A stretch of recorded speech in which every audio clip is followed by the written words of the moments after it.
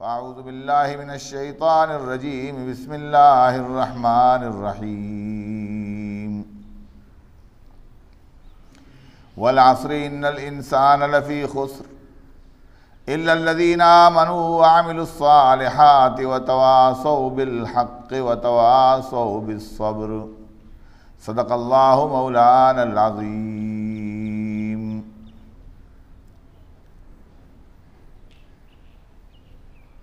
حضور اکرم صلی اللہ علیہ وسلم ایک دن صحابہ کرام کے ایک مجمع میں تشریف لائے اور صحابہ کرام کو مخاطب کر کے ارشاد فرمایا، استحیوا من اللہ حق الحیاء، اے لوگو اللہ تبارک و تعالیٰ سے اس طرح حیا کرو، اللہ تعالیٰ سے اس طرح شرماؤ جیسے کہ اس سے حیا کرنے اور شرما جانے کا حق ہے، جیسے اس سے حیا کی جانی چاہیے اور جس طرح اس سے شرمانا چاہیے اسی طرح اللہ سے حیا کرو اور شرماؤ۔ صحابہ کرام نے عرض کیا کہ انا نستحی من اللہ حق الحیاء یا رسول اللہ، اے اللہ کے نبی صلی اللہ علیہ وسلم، ہم تو اللہ تعالیٰ سے کما حقہ حیا کرتے ہیں، ہم شرماتے ہیں، ہم اللہ سے حیا کرتے ہیں۔ آقا دو جہاں صلی اللہ علیہ وسلم نے ارشاد فرمایا، لیس ذالک، میری مراد وہ نہیں ہے جو تم سمجھ رہے ہو، لیس ذالک، جو تم کہنا چاہتے ہو، جو تم سمجھ رہے ہو، میری مراد وہ نہیں ہے۔ یعنی تمہارے ذہنوں میں اللہ تبارک و تعالیٰ سے شرمانے اور حیا کرنے کا جو تصور ہے، میری مراد وہ نہیں ہے۔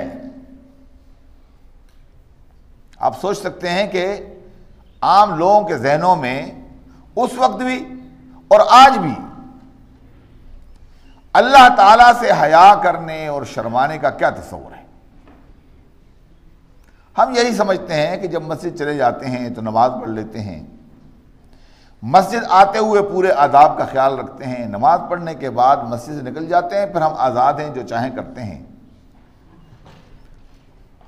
کوئی نیک آدمی واعظ نصیحت کر رہا ہو تو سر جھکا کے اس کی بات سن لیتے ہیں، اس پر کوئی جرح نہیں کرتے ہیں، لیکن اپنی عملی زندگی میں جا کر پھر ہم اپنی مرضی کرتے ہیں اور جو ہمارا دل چاہتا ہے ہم وہی کرتے ہیں۔ حلال اور حرام، جائز اور ناجائز کا جو تصور دین نے ہمیں دیا ہے، یہ جس طرح آج ہمارے عمومی لوگوں میں نہیں ہے، بالکل اسی طرح آج سے پہلے بھی لوگوں کے ہاں یہی تصور تھا کہ دین تو نام چند شاعر کے اپنانے کا ہے، کچھ شکل و صورت بنانے کا ہے، اپنی حیثیت قضائی بنانی ہے، اور شکل و صورت بن جانے کے بعد پھر مزید عمل سے اس کا کیا تعلق ہو سکتا ہے۔ دین ایک اور چیز ہے اور دنیا ایک اور چیز ہے۔ دین تو اللہ سے تعلق جوڑنے کا نام ہے اور دنیا انسانوں سے تعلق جوڑنے کا نام ہے۔ انسانوں کے ساتھ تعلق جوڑنے میں ہمارے ہاں آج بھی اللہ تبارک و تعالیٰ کے احکام کو جگہ نہیں ملتی ہے۔ دنیا کے معاملات آج بھی ہماری خواہشات نفس کے مطابق پورے کیے جاتے ہیں۔ حضور پاک صلی اللہ علیہ وسلم نے صحابہ کرام کو مخاطب کر کے فرمایا کہ جو تم کہنا چاہتے ہو میری مراد وہ نہیں ہے۔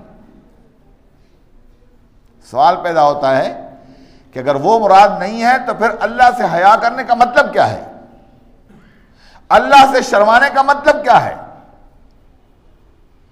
حضور پاک صلی اللہ علیہ وسلم نے بہت مختصر الفاظ میں یہ بات واضح فرمائی، بل الاستحیاء من اللہ حق الحیاء ان تحفظ الرأس وما وعى، اللہ تعالیٰ سے شرمانے کا صحیح مطلب فرمایا یہ ہے کہ تم اپنے سر کے اور سر کے اندر سوچ اور فکر کی طاقتوں کی حفاظت کرو.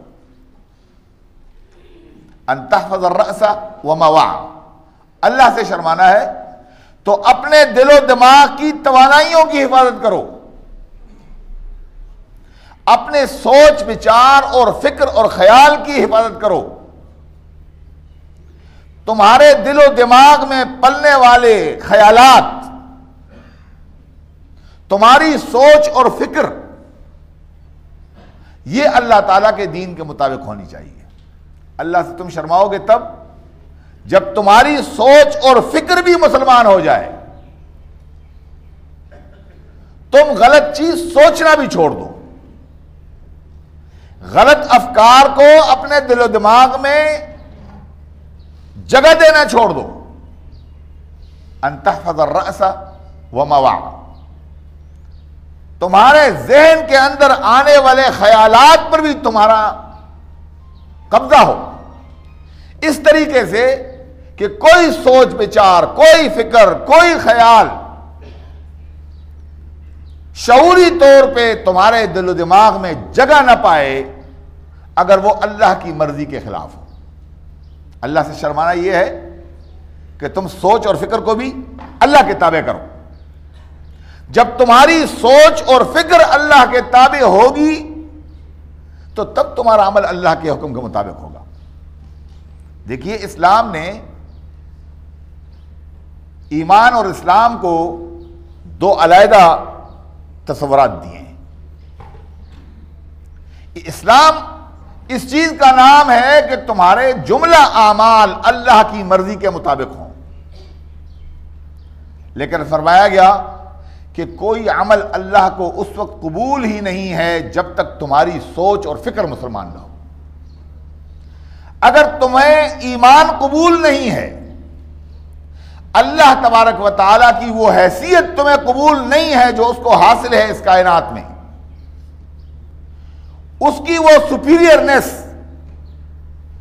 اس کا وہ سب سے برتر ہونا، اس کا وہ سب سے بالا تر ہونا، اور اس کی بات کو ہر بات پر فوقیت کا ملنا، اگر یہ چیز تمہارے ذہن میں نہیں ہے تو تم ہزار عمل کرو وہ عمل اکارت چلے جائیں گے. کتنے بھی نیک اعمال کرو، کتنے صدقے اور خیرات دو، کتنے نماز اور روزے رکھو، لیکن اگر تم مسلمان نہیں ہو، تمہاری سوچ اور فکر مسلمان نہیں ہے، تم نے اللہ کو اپنا رب تسلیم نہیں کیا ہے، تم نے محمد مصطفیٰ صلی اللہ علیہ وسلم کو اپنا قائد اور پیشوا اور قانون ساز تسلیم نہیں کیا ہے، تمہارے ذہن میں آخرت کا تصور نہیں ہے، تم اس پر ایمان اور یقین نہیں رکھتے ہو، تو تمہارے جملہ اعمال ضائع ہو جائیں گے.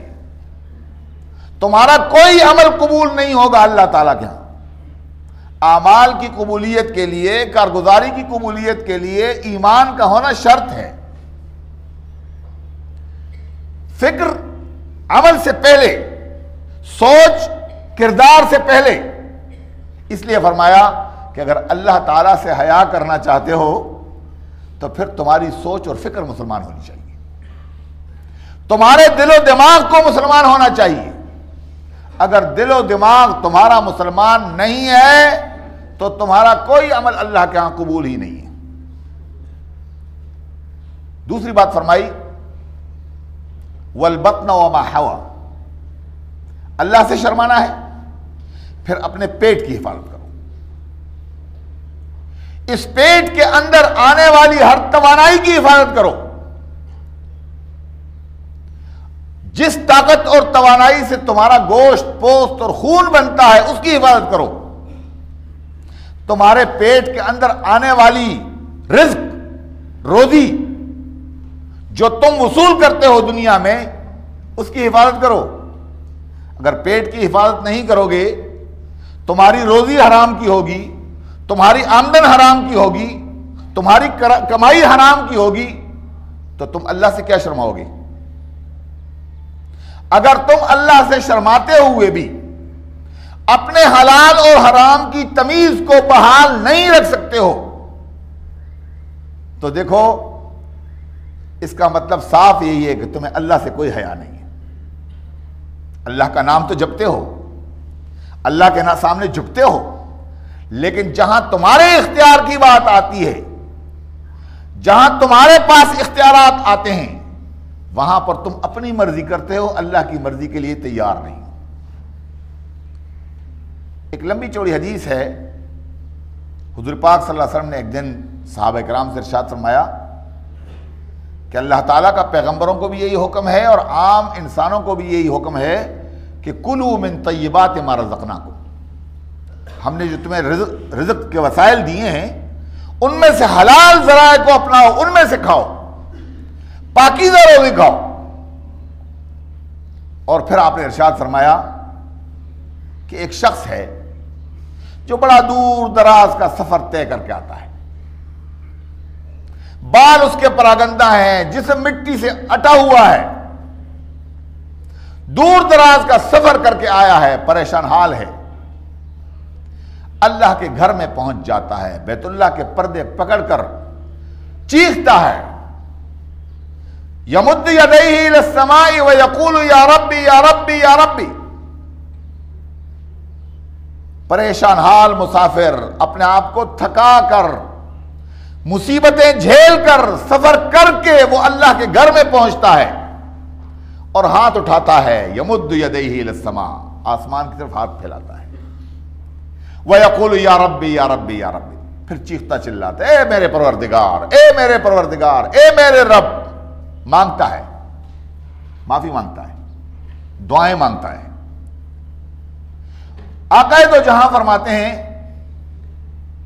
کہ وَمَطْعَمُهُ حَرَامٌ وَمَلْبَسُهُ حَرَام، اس کا کھانا بھی حرام کا ہے، اس کا کپڑا جو اس نے پہنا ہے وہ بھی حرام کا ہے، وَغُذِّيَ بِالْحَرَام، اور اس کے جسم میں گوشت، پوست، خون یہ بھی حرام سے بنا ہوا ہے۔ فَأَنَّى يُسْتَجَابُ لِذَلِكَ، ایسے آدمی کی دعا اللہ کیسے قبول کر سکتا ہے؟ آپ کے پیٹ میں آنے والی روزی، آپ کے گھر میں داخل ہونے والی روزی، آپ کے بچے جس غذا کے ذریعے سے پلتے بڑھتے ہیں وہ اگر حرام ہے تو آپ اللہ سے کیا حیا کرتے ہیں؟ اللہ سے کیسے شرماتے ہیں آپ اپنے آپ کو عبداللہ عبد الرحمن ضرور کہہ کے پکاریں، آپ اپنے شناختی کارڈ میں، آپ اپنے فارم بے میں اپنے آپ کو مسلمان درج کریں، لیکن ذرا اپنے گریبان میں جھانک کے دیکھیے کہ کیا اگر میری سوچ اور فکر بھی اس مسلمان نہیں ہے، میری روزی بھی حرام کی ہے، اللہ کی نافرمانی کے نتیجے میں حاصل کرتا ہوں، پھر میں اپنے آپ کو مسلمان کہوں، کیا واقعی میں مسلمان ہوں؟ یہ معاملہ قانون کا نہیں ہے، یہ مفتی صاحب کا مسئلہ نہیں ہے، مولوی صاحب کے فتویٰ دینے کی بات نہیں ہے کہ آپ کو بتایا کہ آپ مسلمان ہیں یا مسلمان نہیں ہیں، مسئلہ تو آپ کا اپنا ہے۔ وَإِنْ أَفْتَاكَ الْمُفْتُونَ، مفتی تمہیں کیسے ہی فتوے دیں، اپنے گریبان میں جھانک کے دیکھو کہ تم کتنے مسلمان ہو۔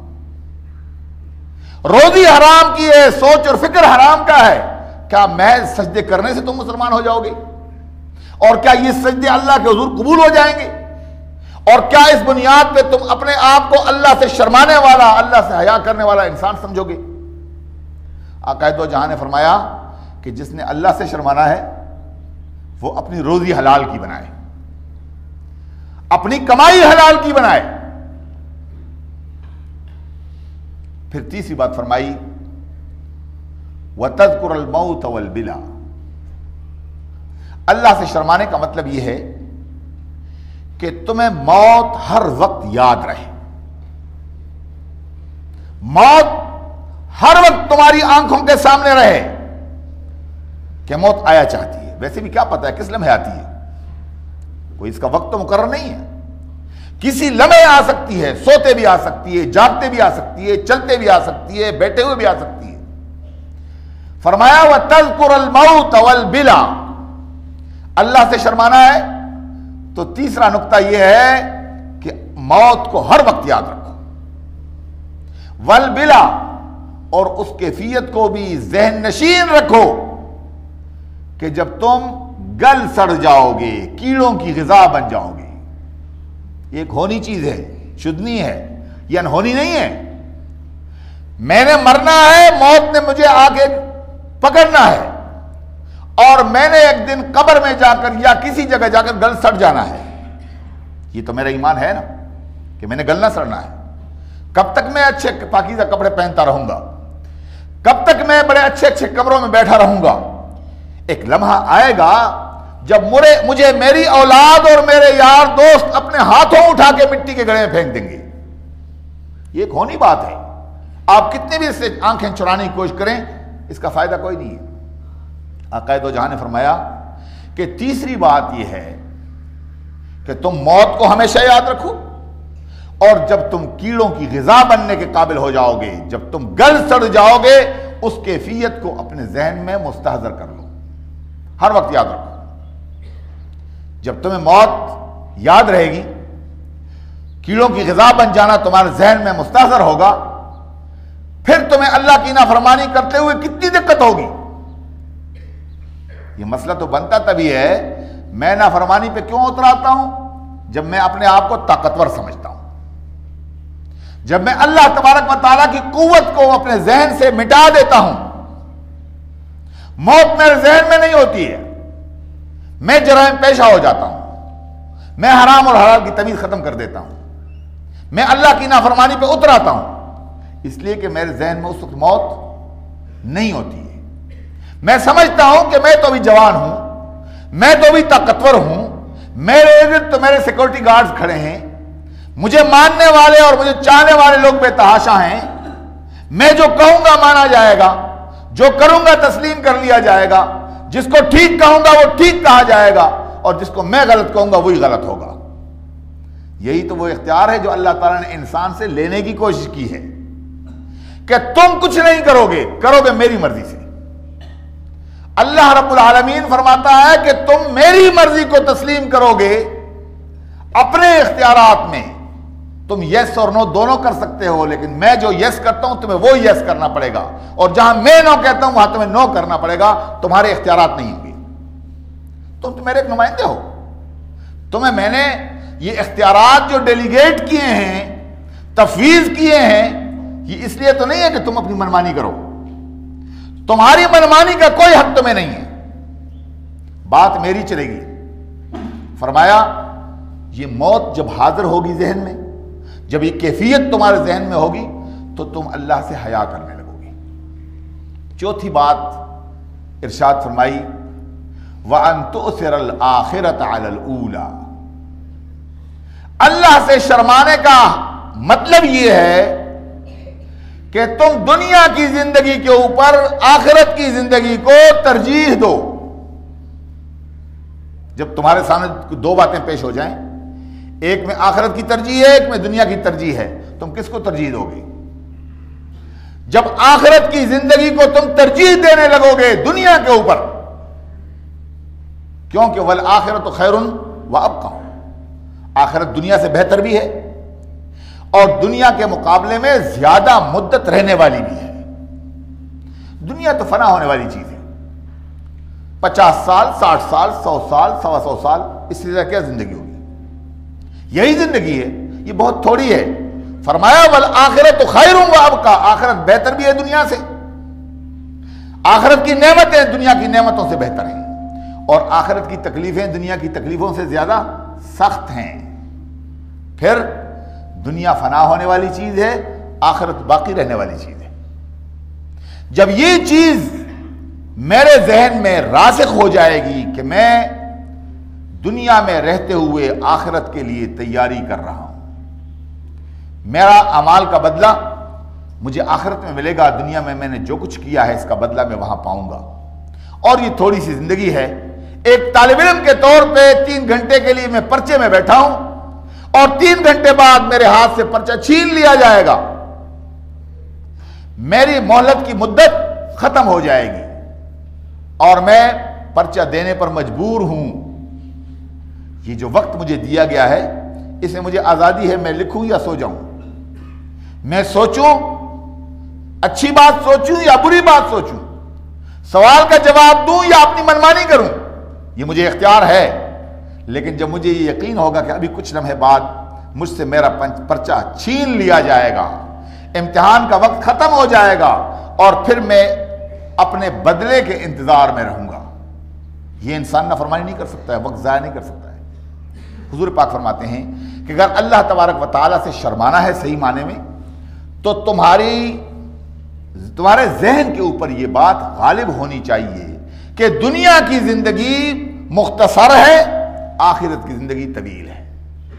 دنیا کی زندگی تھوڑی ہے، وہ زیادہ ہے، یہ ختم ہونے والی ہے، وہ باقی رہنے والی ہے۔ جب یہ تصور آپ کے ذہن میں آ جائے گا تو تم اللہ سے صحیح طریقے سے حیا کرنا شروع کر دو گے۔ پھر فرمایا فَمَنْ فَعَلَ ذَلِكَ فَقَدْ اسْتَحْيَا مِنَ اللَّهِ حَقَّ الْحَيَاءِ، جس نے یہ 4 کام کیے تو بے شک وہ شخص اللہ سے کما حقہ شرمایا، اس نے اللہ تعالیٰ سے حیا کی۔ اللہ تبارک و تعالیٰ سے حیا کرنے کا مفہوم آقائے دو جہاں صلی اللہ علیہ وسلم نے جن الفاظ میں ہمارے سامنے پیش کیا ہے، وہ میں نے آپ کے سامنے بڑے اختصار کے ساتھ پیش کرنے کی کوشش کی ہے۔ اللہ سے شرمانا، اللہ سے حیا کرنا، اس کے لیے 4 عنصر بنیادی ہیں۔ ان کو اپنی گرہ باندھ لیجئے کہ جب تک آپ ان 4 باتوں پر عمل نہیں کریں گے، آپ کا تعلق اللہ سے حیا کا تعلق نہیں ہو سکتا ہے۔ اللہ تعالیٰ سے آپ کا تعلق شرمانے کا تعلق نہیں ہو سکتا ہے۔ مالک اور غلام کا تعلق نہیں ہو سکتا ہے۔ ایک کمزور اور طاقتور کا غلام کا تصور نہیں ہو سکتا ہے۔ یہ 4 چیزیں مختصر الفاظ میں یہ ہیں کہ ان تحفظ الرأس وما وعى، اپنے دل و دماغ کی حفاظت کرو، اپنے خیالات کی حفاظت کرو۔ والبطن وما حوى، اپنے پیٹ کی حفاظت کرو، پیٹ کے اندر آنے والی توانائیوں اور رزق اور روزی کی حفاظت کرو کہ نافرمانی اللہ کی نہ ہو اس میں۔ تذکر الموت والبلا، موت کو ہمیشہ یاد رکھو، اور جب تم کیڑوں کی غذا بننے کے قابل ہو جاؤ گے وہ کیفیت اپنے اوپر غالب کرو، اپنے ذہن میں مستحضر کرو۔ اور بحیثیت مجموعی 4تھی بات فرمائی کہ دنیا کے اوپر آخرت کو زیادہ ترجیح دو، آخرت کو زیادہ قیمتی سمجھو، آخرت کی تیاری اپنا فرض منصبی سمجھو، اور دنیا کی زندگی ایک عارضی زندگی سمجھ کر، اس کے فوائد اور اس کے لذتیں عارضی سمجھ کر آخرت کے فوائد کی فکر کرو، آخرت کے کمائی کی فکر کرو، آخرت میں کامیابی کی فکر کرو کہ دنیا کی زندگی بہت جلد ختم ہونے والی ہے۔ اللہ تبارک و تعالیٰ کی رحمتیں ہوں، برکتیں ہوں عقائد و جہاں محمد مصطفیٰ صلی اللہ علیہ وسلم پر کہ آپ نے ہمیں اس دنیا کے اندر رہتے ہوئے کامیاب زندگی گزارنے کے وہ گر بتائے، وہ طریقے بتائے جن سے نہ صرف ہماری دنیا سنورتی ہے بلکہ ہماری آخرت بھی سنورتی ہے۔ اللہ تعالیٰ سے دعا ہے کہ وہ مجھے بھی اور آپ کو بھی ان باتوں کو اپنانے اور اپنی عملی زندگی میں ان چیزوں کو جگہ دینے کی توفیق عطا فرمائے۔ بارک اللہ علی ولکم فی القرآن العظیم ونفعنی وإیاکم بالآیات والذکر الحکیم، انہ تعالی جواد کریم قدیم ملک بر ورب الرؤوف الرحیم۔